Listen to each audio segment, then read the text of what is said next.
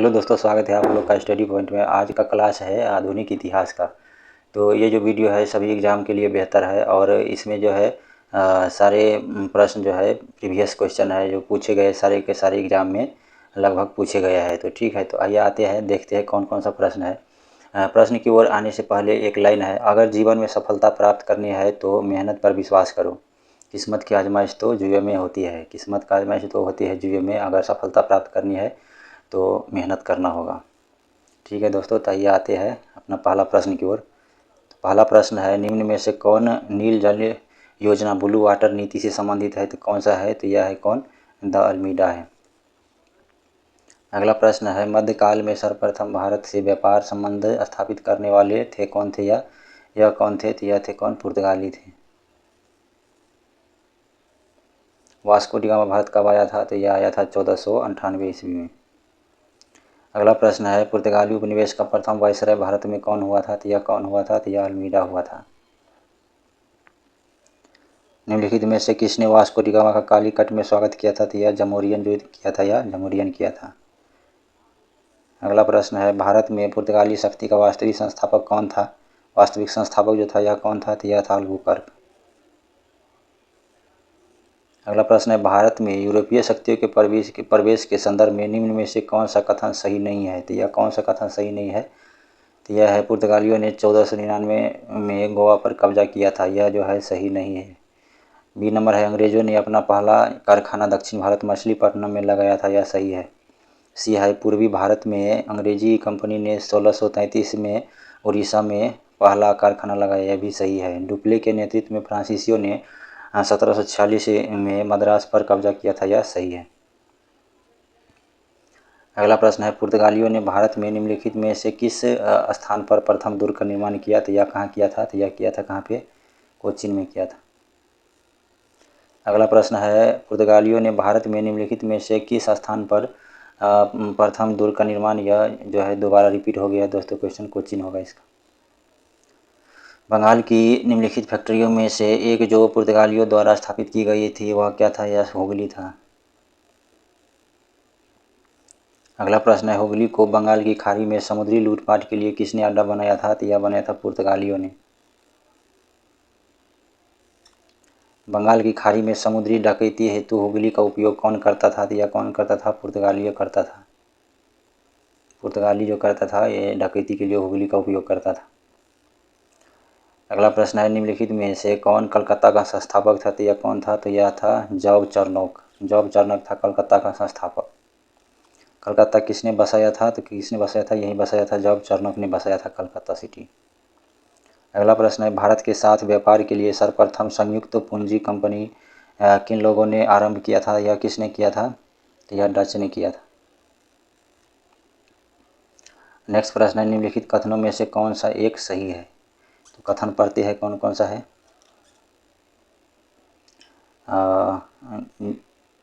आधुनिक कोचीन जो भारत की स्वतंत्रता तक डच उपनिवेश था। बी है, डचों ने पुर्तगालियों को पराजित किया और आधुनिक कोचीन में उन्होंने फोर्ट विलियम का निर्माण किया। यह था, यह सही है।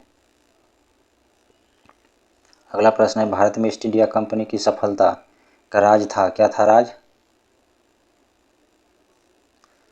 उपयुक्त तीनों। तो तीनों एक बार पढ़ लेते हैं। भारत में राष्ट्रीय भावना की कमी था, कंपनी की सेना को पश्चिमी प्रशिक्षण मिला था तथा उनके पास आधुनिक हथियार थे। भारतीय सैनिकों में राष्ट्रीय भावना का अभाव था, जिसके फलस्वरूप कोई जो उन्हें अच्छा वेतन दे अपना सेवा में लगा सकता था। अगला प्रश्न है, निम्नलिखित ब्रिटिश कंपनियों में से किसे भारत में व्यापार का पहला अधिकार पत्र प्राप्त हुआ था? किसे हुआ था? तो यह लिवेंट कंपनी को हुआ था। जो लिवेंट कंपनी है उसको हुआ था। अगला प्रश्न है, लंदन में ब्रिटिश ईस्ट इंडिया कंपनी के गठन के समय भारत का निम्नलिखित में से कौन सा बादशाह था? तो यह कौन सा था? तो यह था अकबर था।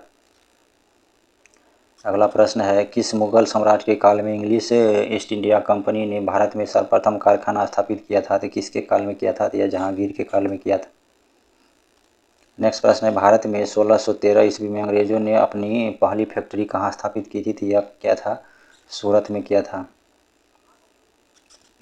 ईस्ट इंडिया कंपनी की प्रथम फैक्ट्री स्थापित की गई थी या कहाँ की गई थी, तो यह सूरत में किया गया था। कहीं दोस्तों क्वेश्चन जो है डबल हो गया है, तो कोई बात नहीं, डबल पढ़ लेंगे तो कोई खराबी नहीं करेगा। और देख रहे कि जो जितना भी क्वेश्चन है दोस्तों, ये सारे के सारे जो है सारे प्रीवियस पूछा हुआ क्वेश्चन है। किसी न किसी एग्जाम में पूछा गया है, चाहे बीपीएससी हो, चाहे यूपीएससी हो, चाहे यूपीपीसीएस हो, कहीं ना कहीं हाई लेवल एग्जाम में ये सब क्वेश्चन पूछा गया है। तो देखिए वीडियो और अपना एग्ज़ाम को बेहतर बनाइए और रिवीजन कीजिए जीके। इससे देखिए ये भी 44 बीपीएससी में पूछा गया हुआ है। तो अगला प्रश्न जो है, निम्नलिखित में से किस अंग्रेज अधिकारी ने पुर्तगालियों को शैली के स्थान पर हराया था? किसको हराया था? तो यह थॉमस वेस्ट को। अगला प्रश्न है, निम्नलिखित यूरोपीय व्यापारिक कंपनियों में से किसने सूरत में सर्वप्रथम अपना कारखाना स्थापित किया था? तो यह किया था किसने? अंग्रेजों ने किया था। वर्ष 1613 ईस्वी में अंग्रेजी ईस्ट इंडिया कंपनी को कहाँ एक कारखाना स्थापित करने की अनुमति मिली थी? तो यह सूरत में मिली थी।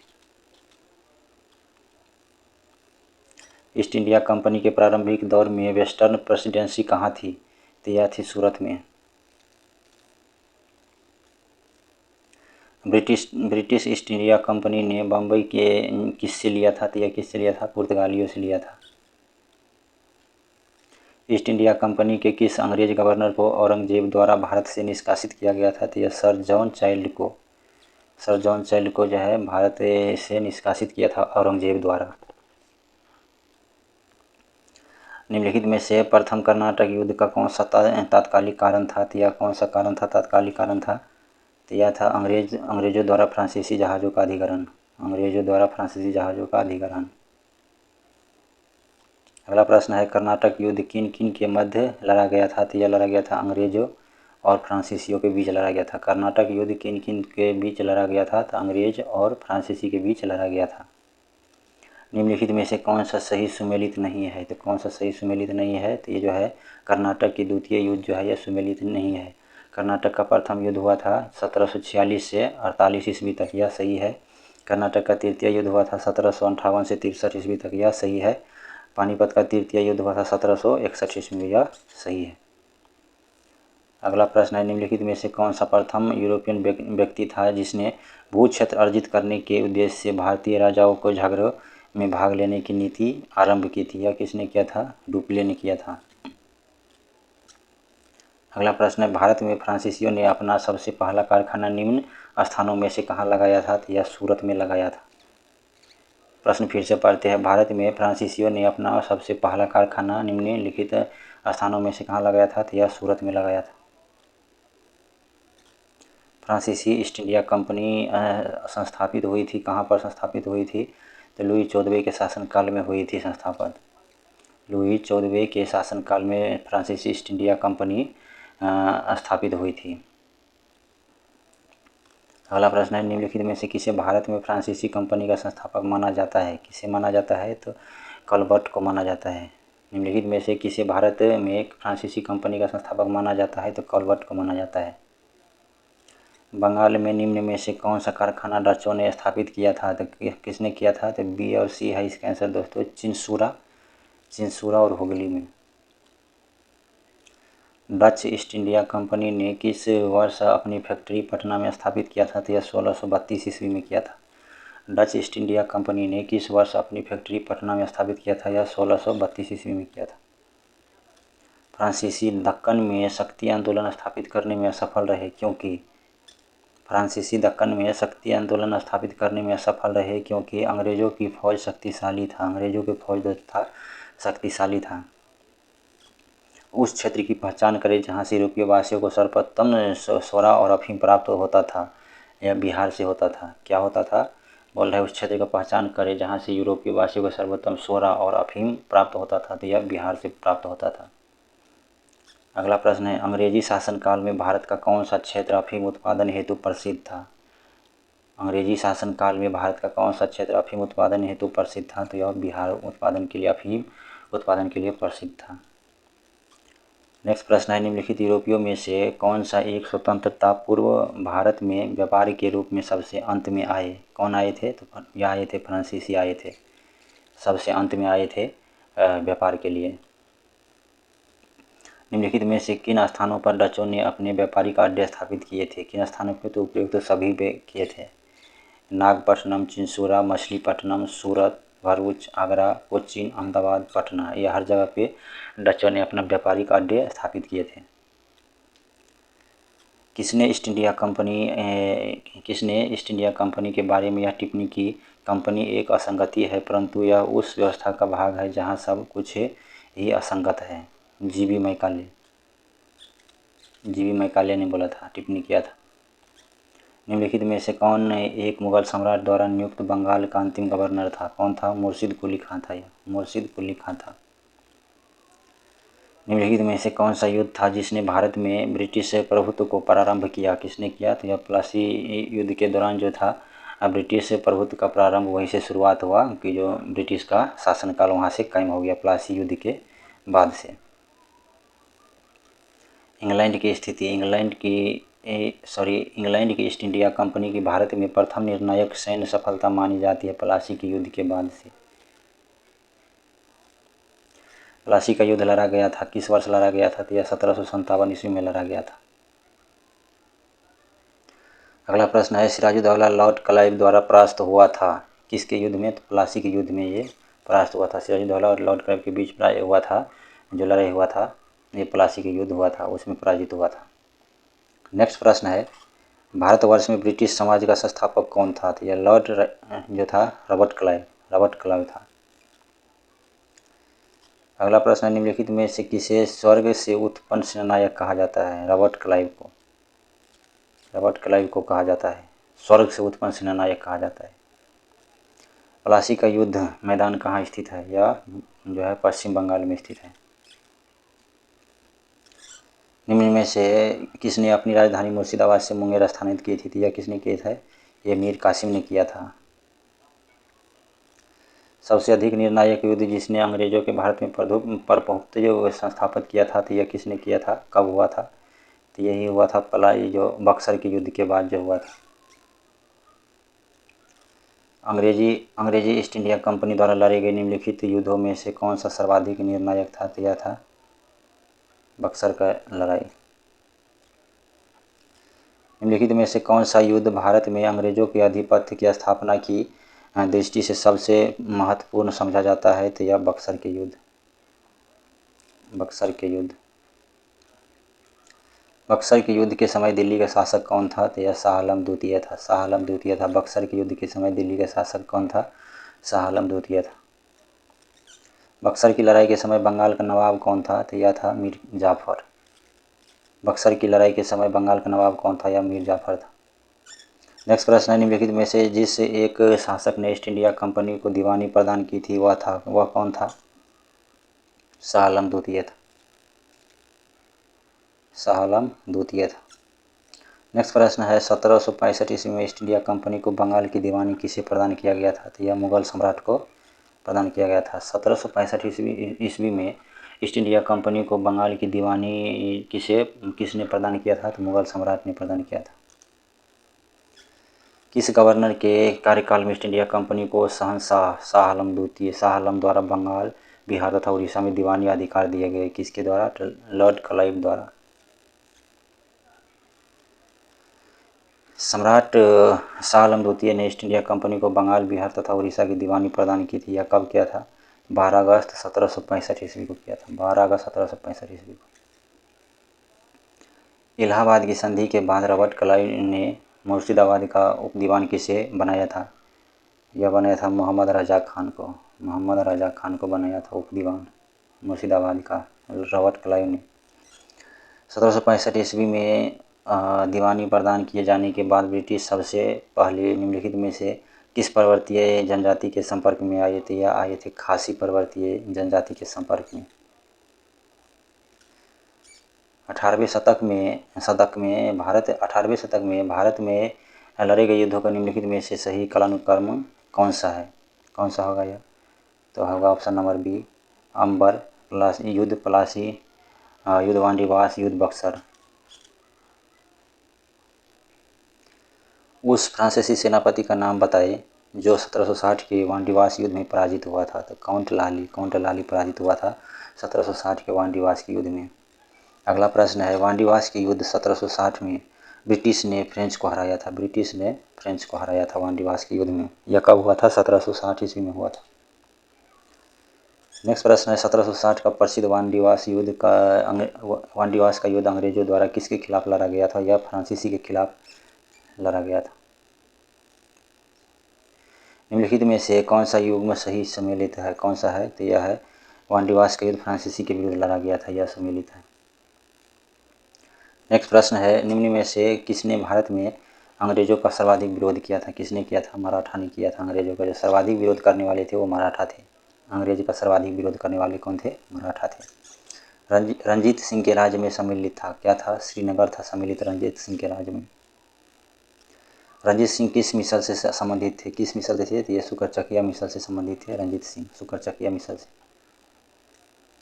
महाराजा रंजीत सिंह के राज्य की राजधानी कौन था? तो यह था लाहौर। लाहौर था रंजीत सिंह का राजधानी, जो था लाहौर था। नेक्स्ट प्रश्न है रंजीत सिंह ने सुप्रसिद्ध कोहिनूर हीरा प्राप्त किया था, कहाँ से प्राप्त किया था? तो यह शाह शुजा से प्राप्त किया था। निम्नलिखित में से किसने कहा था ईश्वर की इच्छा थी कि मैं सब धर्मों को एक निगाह से देखूं, इसलिए उसने दूसरी आँख की रोशनी ले ली? महाराजा रंजीत सिंह का। महाराजा रंजीत सिंह का जो कहा था ईश्वर की इच्छा थी कि मैं सभी धर्मों को एक निगाह से देखूं, इसलिए उसने दूसरी आँख की रोशनी ले ली। नेक्स्ट प्रश्न है महाराजा रंजीत सिंह के उत्तराधिकारी थे, कौन थे? खड़क सिंह। खड़क सिंह थे महाराजा रंजीत सिंह के उत्तराधिकारी। सिख राज्य का अंतिम राजा कौन था? सिख राज्य का अंतिम राजा कौन था? तो यह कौन था? तो दलीप सिंह, यह दलीप सिंह था। पंजाब के पूर्व महाराजा दलीप सिंह के विषय में निम्नलिखित में से कौन सा कथन सत्य है? कौन सा कथन सत्य है? तो पहला जो है ये ऑप्शन है, यह सत्य है। 23 अक्टूबर 1893 को उनका पेरिस में निधन हो गया, यह कथन सत्य है। सिख साम्राज्य का अंतिम शासक कौन था? तो यह दलीप सिंह था। दलीप सिंह था सिख साम्राज्य का अंतिम शासक। पंजाब के विलय के पश्चात पंजाब पर शासन करने के लिए निम्नलिखित में से कौन 3 की परिषद का सदस्य नहीं था? तो पहला हो जाएगा H.M. एलियट और रॉबर्ट मॉन्टगोमरी। अगला प्रश्न है प्रथम अंग्ल मैसूर युद्ध 1766 से 69 ईस्वी में कौन विजय हुआ था? कौन हुआ था? हैदर अली विजय हुआ था।